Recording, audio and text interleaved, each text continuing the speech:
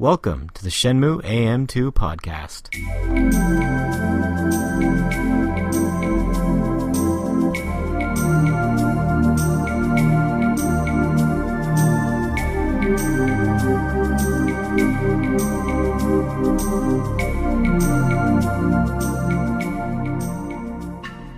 Welcome back to another episode of the Shenmue AM2 podcast. We're your hosts, Andrew. And Matt.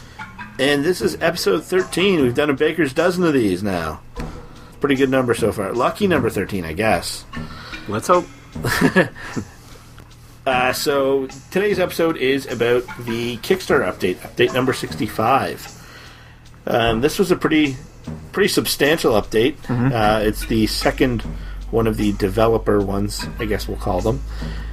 And there's a lot of video in this, not a whole lot of video of the actual game per se. Yeah. But some interesting thing popped up in the video. I think the big one is arcades. Yeah. First of all, though, I wanted... This is... When I imagine Kickstarter updates, this is what I imagine them to be. So this is like what I expected every month, but we don't get this every month. This is like only the second time we've got something like this. Like a behind-the-scenes making the game thing. I think they will get more frequent. I hope they'll get more frequent. But even when we do have them, they're not always like this. They're just like, hey, there's a little text interview with somebody, something like that. Yeah, and I think they will trend. I think that's kind of at a necessity at this point in time. Just they don't necessarily have a whole lot they can show or necessarily want to show. I think over time that'll kind of ramp up a bit.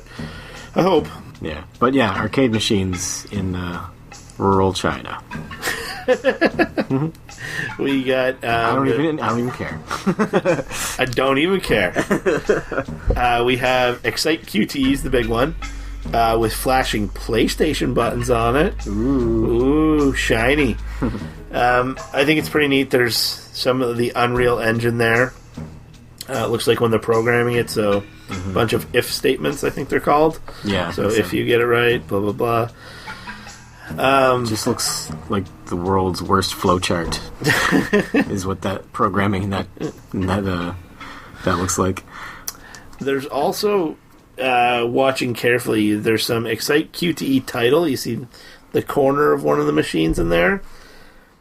I wonder if when they design these Kickstarter updates, they put those little tidbits in there on purpose. Because, they know people like us, and there's thousands of people of us that are watching these and just picking them apart. Like, I was literally sitting there at work, pausing and pausing and pausing and pausing and pausing and just looking and trying to figure stuff out and notice stuff. I think they must really intentionally just Easter eggs. Is that a good word? Yeah. They got to pick and choose what they put in there because they know people are going to go over it with a fine-tooth comb, and they can't even count on people not being able to understand Japanese because there's people who do understand Japanese and will translate it for everyone. So, thank you, Switch at Phantom Riverstone. These would be even like more fun to pick through if we could understand Japanese, but as it stands, we just have to look at it visually. We can't read. Wait for someone to put the information in front of us for the translations, which probably only takes a day or two, because people want to share information about this. It's almost like they like Shenmue. Almost. So the arcade machines, I think, was a really big one. We talked about it in our last episode. Matt had mentioned that there's a lot of unanswered questions in the cave, and our concern is that we want to make sure they pick up on all of these. What's going to happen to that lunch pail? And you see them going through. There's some reference material. In this one, there's the yellow Shenmue 2 Player's Guide. It's the expensive one on eBay. It's probably going to be my next eBay purchase. The Shenmue 2 Premier Guide, it's called. Yeah, it's like the yellow one with the hand-drawn like penciled cover. So what's so special about that one? I don't know if there's anything special about that one. I think they're just using it as reference material to... I don't know, because like when you think about it, if they're developing something, they need to go, turn on the Dreamcast. I'm assuming they have like a development kit Dreamcast where they can just go in and look at stuff. Yeah. But that takes time, and if they can just pick it up out of a book and read it or something, it might be easier for them. Mm-hmm. There is a nice looks like some sort of limited edition Dreamcast in the background there. Or it could just be... Do you think they'd have a development Dreamcast? Like, I thought... I don't know if this was ever confirmed or not, but I thought, like, all the source code and all, like... anything that you could edit from the original Shenmue was, like, lost, maybe. I think that's a myth. Is it? It has to be a myth. They would have to have backups somewheres. Because there's assets from that game in this update. You see the arcade machines, and it'd be very hard to replicate them. Man, I just want to like go into the office where they're making Shenmue 3 at night when nobody's around, and just like rummage through all their stuff. The Shenmue AM2 podcast does not endorse rummaging or breaking and entering or any sort of malicious act. Yeah. I didn't say I'd do it. But wouldn't it... They must have so much interesting stuff there. Like... Man. Maybe if we just ask, they'll let us come. Can we, rummage? What's the Japanese term for rummaging? Origato for rummaging. Oh my god, how awesome would that be? Mm-hmm. I would be so giddy. I'd just be like, yeah. Well, all the footage in this of their working environment seems to use like a Michael Huber Easy Allies term. It seems jolly. They look like they're having a lot of fun making this game, and it looks like a small office, like very intimate workspace for a small team. And I think that's probably a good environment to build a game in. Yeah, it seems like it would be a very positive environment. Mm-hmm. Not a lot of women, but... in fact, 0 women on this team from what I can see. But that's alright, I guess. Yeah, they look like they're having fun. I mean, obviously they get to pick and choose what footage goes into this, but it's nice to see Yusan involved, just sitting there. There's always booze around him in any of these. I wonder what his day-to-day is like. What does he do? I don't think he does any programming or anything like that himself, right? It just all goes through him? Like he just approves and advises, probably? I would say so, yeah. A lot of planning, probably. Again, if we were just there and could ask him, that would be... Yeah. Somebody want to fly us and get us unrestricted access to Yu Suzuki, please? Unrestricted access. I just want to watch the man sleep. No. Yeah, unrestricted access. It is what it is. It is what it is. It sounds incredibly creepy. Yeah. But we need it for journalistic purposes. Journalistic integrity. Mm-hmm. Yeah, this... the other big thing with this update is it appears to be that Shenhua's house has been tossed around pretty bad while they were gone. Yeah. So who would have done that? It's a mystery now. It's a bear. It's a mama bear. She thought they were after her youth. That's what they ate for their meal the night before. They ate the baby bear? They ate the baby bear. Oh. She thought it was a rabbit. She caught in a trap. It was a baby bear. I heard baby bear so tender. No, but it's probably just Chiyu-men goons. The black suits. It could be the suits. And at this point in time, too, because we don't know the timeline of how long they're not in that house.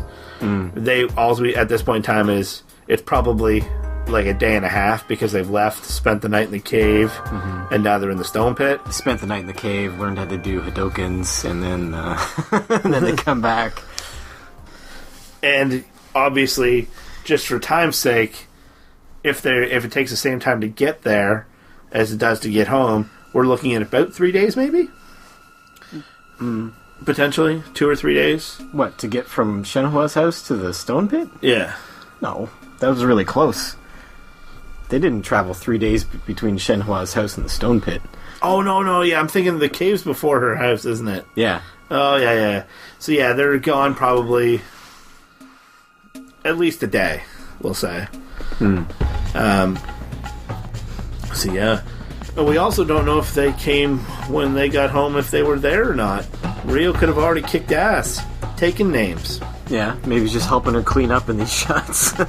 Yeah. Maybe the suits were there eating the leftover baby bear. Who knows? It's delicious. Very tender. It's all what sauce you put on it, right? Yeah. Oh, and then the mother bear eats them. That's how it goes. But and now I'm just picturing Shenhua and Rio coming back to the house and just seeing those two suits fighting the hell out of a mother bear, just being mauled to death. Yeah. So yeah, we get some shots of Rio like playing with furniture, which in what appears to be Shenhua's house that's been all trashed up, and what we get to see his model from the back. What I'm hoping is his test model from the back. Yeah, it doesn't look good. No, it doesn't.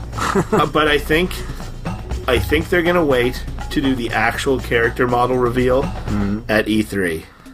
But I mean, I just wonder what priority they put on their development. Like, they've done such a good job in the environments. They look amazing. They look beautiful.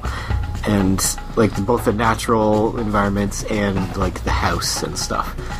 But what's the point of waiting to finish your character model? Marketing. They need to show something, right?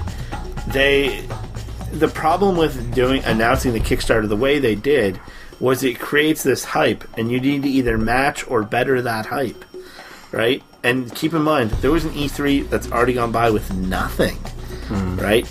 Absolutely nothing was shown. So they need to bring their A game to this, and I think part of that is here is Rio. Just reintroducing him, if that's the right term to use. So what, do you think they would have a better character model done, but for these updates they're like using an old one? I hope so. I mean, there's no way that model can be the final model in his literally tight-ass jeans. And his dumpy shirt. That does not look like a jacket. Hair. Yeah, and the hair is not spiky. And they're not showing his face. So I think this has to be intentional. It's kind of an odd choice because you're making something look potentially bad on purpose to give a good reveal. And obviously to people that aren't into this as much as we are, that could be, he looks terrible. Well, I doubt people who aren't into Shenmue even watch the Kickstarter update, even though it is public for anyone to watch. Please donate. But they'll, the next time they'll see this game is if it appears at an E3 or something. So E3 is generally early June, and right now we're recording this early April. So we have about 2 months. Mm-hmm. Do you think we'll see another Kickstarter update before E3? I mean, I thought it was policy on Kickstarter for the people making it to try to get one out every month. Like, I thought Kickstarter, like, encouraged that. Like, it was almost a rule for every Kickstarter that they had to do a monthly update. Like, I don't think there's a penalty if they don't, and certainly a lot of them don't do it, but I imagine if we do, it won't be this type of update. It'll probably be, because we had the legal update not too long ago, we had this one. I imagine we'll get one narrowing down the window of when we're going to get our survey, and then I imagine we will have one kind of a text interview or something. They seem to be kind of rotating through the different styles. I just want to know when they're going to ask me for my photo of me so they can model me in 3D as a little capsule toy. Yeah, I got to send the one of my face. So and be on the dice or whatever. The real question I'm struggling with is beard or no beard. Beard, distinguish yourself. But that's the thing, like, my face looks more distinct. Like, I have a pretty sizable head, And I have rosacea, so my cheeks are super rosy. Well, that'll take away from that if you put the beard on. Yeah, but that's the thing. If the rosy cheeks, I'm going to look unique in this dice. Oh, okay. You want to be Santa Claus? Jolly. Yeah, with the rosy cheeks. I don't know what I want to do. Because there's going to be tons of fat, big-headed guys with beards probably putting their photos in. Well, no. That's not true, because there was only so many. I think there was only like 70 of these dice or something, so... If the other 69 people want to send me their photos to help me be able to choose which one I'm going to use... It's like coordinating outfits. Yeah, you should all get together. What are we all going to wear on our face? Well, like, for yours, you got to choose... I got a full body model, so I got to choose my outfit too, presumably. Maybe. I don't know if they'll bother. Yeah, I think the oversized hoodie and pajama pants you're wearing right now would be fantastic. It's my signature look. Yeah, I don't know what they'll do for, like, the body of the people who got the little chibi thing. If they'll try to model the clothes you're wearing in the picture you send them, or what? Or if they'll just give you generic. Probably generic. Maybe they might have body types. Because, like, Matt's... I'm a small person. Yeah. Not literally a little person, like dwarfism or whatever, but I'm like 5'6", and I don't weigh much. And I don't weigh much. So, we're way off topic here, so back on track. Yeah. The update... we see some hand-drawn character models on the whiteboard in the background. They seem to be grouping them together somehow. So they say that's in a dialogue meeting, so maybe they're grouped together by the information that they're able to share. Yeah. Like, so classifying them by what type of note would go in the notebook or something, maybe? Yeah, maybe. Oh, speaking of the notebook, it now has tabs, it seems like, from the picture. So that could be helpful, so you don't have to, like, just skip through page after page after page and randomly stop and see if you're where you need to be. Hopefully the tabs include Shenmue 1 and Shenmue 2 notebook. That'd be great. Especially for this game, because people are going to want to potentially dig into that backstory. And again, if Shenmue 1 and Shenmue 2 HD aren't released, hint, it'll make that more difficult. I mean, they can do what the Yakuza games are doing, and literally just throw in all the cutscenes from the previous ones. Yeah. So you can reminisce. I say that in air quotes. But yeah, they need as much back info as possible for this to be as enjoyable as it potentially can be for newcomers. And it would just make sense for Ryo to keep his old notes in the story. Like, you never know when you might need to reference something. What else was in the update? Anything? They had... Have you noticed on most of the desks they showed, there was like a stick man? No. Stick model? Oh, for like reference? Posing people, I think. Yeah, animators use those a lot. I actually had one when I was in animation school. Those are pretty helpful. Yeah, it looks like they're having a good time. I want more of these style updates. And I imagine they'll probably go more and more this way. But I also don't want anything to be spoiled for me. Yeah, I just want random vistas or looks at the character models. I don't know. So like we got here, but I guess we shouldn't expect that every month, because eventually that would no doubt spoil something. They would run out of stuff to show that wasn't important. Yeah, you can only show so much. And it's walking that fine line of what's too much, what's not enough, and whether or not they want to introduce new stuff, right? Because everything we've seen so far has been pretty much stuff we've been aware of from previous games. So it's probably very difficult for them to decide, because obviously they have more footage shot than what's in this video, so cutting and piecing that together to present to your audience that's already given you money, I imagine that process is pretty tricky. Yeah. Now, what do you want for E3 this year? Do you want any update on Shenmue 3, or... I only want a Shenmue HD announcement. That's what I want for E3 this year. And then In my perfect world, it's this E3, Shenmue 1 and 2 HD is announced.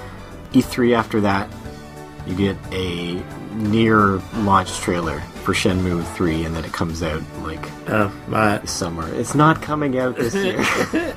It is not. I would bet my life on it.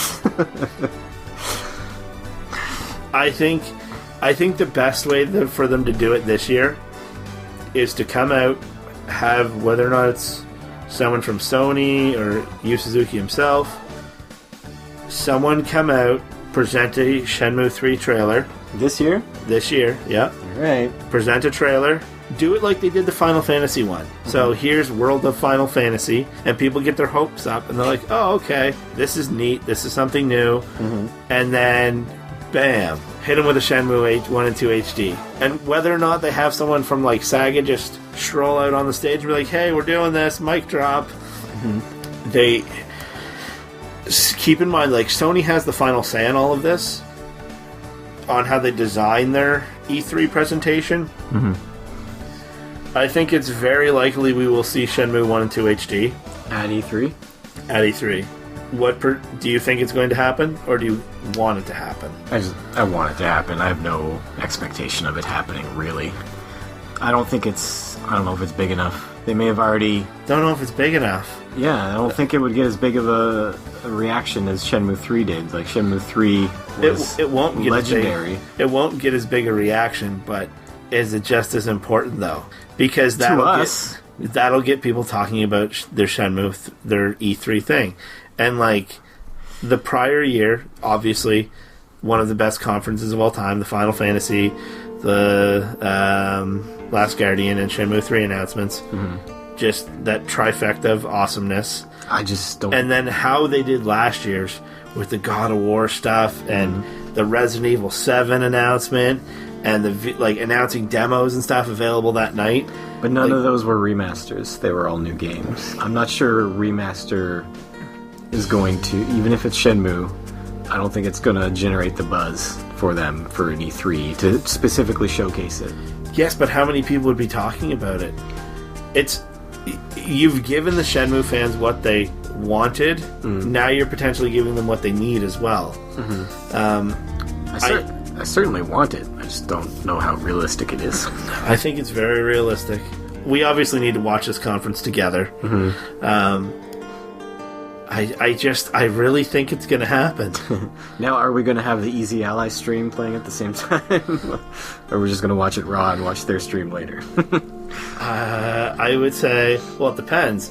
I mean, if someone over at if it's Pete at the Shenmue Dojo, if they're having their stream and they're looking for another Banrad space to fill, we might have to watch it there. Yeah.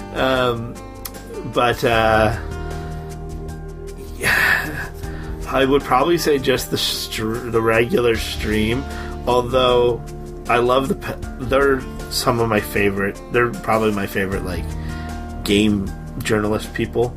Easy Allies? Easy Allies. Yeah. Just because they're so passionate about games, but they also have that kid inside them when they get it. They're not afraid to get excited. They're not afraid to... they're not worried about the criticism that might come. Mm-hmm. And that was, like, the Huber thing was when they were, part of a corporation. Yeah.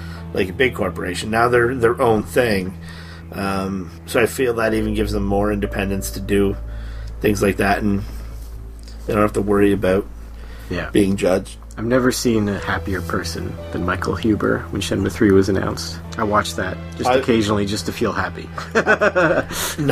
I've watched that video over the one from the YouTube handle Some Game News. I've watched that video, I would say, over 200 times. Yesterday morning, I was just sitting in the bathtub on my phone and just strolling through videos, and I was like, I'm going to watch Huber get amped up. And the funny thing is he's so amped up in that, but if you totally remove Huber from that video, Bossman and Brad Ellis are just, like, their reactions are so over the top as well. Jumping on chairs and stuff. Yeah. Like, and they kind of get overshadowed by his reaction, but the two of them have huge reactions as well. And Bossman's almost looks exhausted. He's just like, man, this is the third thing. And Huber's literally jumping up and down he looks like a fish coming out of water. Yeah. He's wiggling. He's just overcome. It was pretty funny, like, right before that announcement, I think it was Ian who says, like, all our dreams have come true, and then another dream comes true. Yeah. Because they were just reacting to other stuff before that. Yeah, I want another moment like that, but I just don't... I mean, Shenmue HD would give it to me. I just don't know how many other people would give it to. Even Shenmue fans. I think a lot of them would be like, oh, great, cool. See, I don't think... I'm going to be like that. I don't know. And Sony's just been knocking these out of the park the last couple of years. Nintendo's doing their pre-recorded one. Microsoft has changed the order that they're going in this year. Yeah, they're going Sunday now. Yeah, so are they first or last now? Them and Bethesda are both on Sunday. Nintendo's usually Monday night or something. Tuesday morning, I think. Yeah, and Sony's usually the Monday night. Yeah. I can't wait. Yep. Probably take off time again. Take off vacation days. Most of my vacation days are devoted to video games. People at work made fun of me when I took time off when Skyward Sword came out. Yeah. I didn't take off any time for Breath of the Wild this time. Oh. But when Shenmue comes out, just put a vacancy sign on my desk. I'm not showing up. Yeah. I'm not showing up at all. Gotta take that week off. Oh, absolutely. It'll, yeah.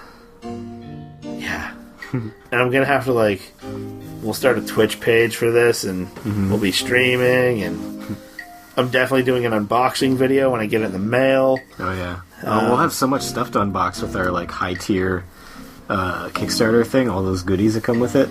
Oh, I can't wait. And, I've even thought about how, once I get all my Kickstarter stuff, for argument's sake, it's coming out in December. We live in Canada. We have cold weather. We have wet weather. We have snow. So I've already thought of how I'm doing this, to make sure that the mailman can deliver it. Having a big Rubbermaid tote out there with cinder blocks in it to weigh it down so the wind can't. I've put time and thought into this. Dear Mr. Mailman, please put my treasures in here. Oh, and that's the thing, do I take a day off beforehand so I can talk to him? Ask him his schedule? I want him to understand the importance of me getting this stuff. Yeah. Do you think this stuff will come out before we get the game? I think a lot of video game Kickstarters, they get the game first, then they start fulfilling your, physical goodies after. I don't know. Yeah. I hope I get it beforehand. I don't know. I do too, but I think they kind of tend to focus on the video game itself. Well, that is the important part, I guess, at the end of the day. Yeah. I'm excited about all of it.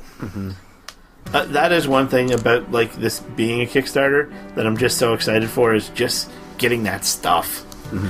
Getting the hand-drawn picture of my face.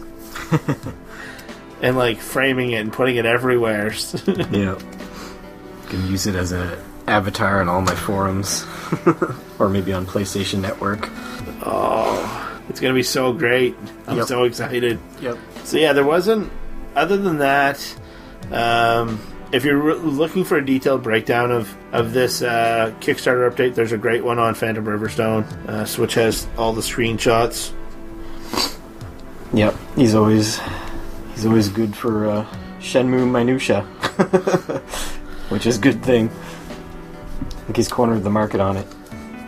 He has, so he's doing a great job. Very interesting. Just one more thing in the community for everyone to have and watch and appreciate the work that he puts in. Yep. So anything else you want to add to this episode? No. This was kind of a random one. We started talking about the Kickstarter and kind of get a little off topic, but yeah, I like it. We were worried that this episode was going to be really short, but we... Long enough, I think. We're good. Yeah. So we're on the social medias. YouTube.com/Shenmue AM2 podcast. We are Shenmue AM2 podcast on iTunes. We are Shenmue AM2 podcast at gmail.com. Shenmue AM2 pod on the Twitters. Our Facebook page should be back up. We're still dealing with some issues there. And like, subscribe, thumbs up, all that good stuff. And who is our sponsor this week? Do you like recklessly racing a forklift every morning through a harbor full of people? Then join Alpha Trading Company. No experience required. Good racing. See you guys next week. Bye. Or whenever we do the next one. Whenever the next thing is. We always amuse ourselves at the end with these little advertisements. You'll have to indulge us. Bye.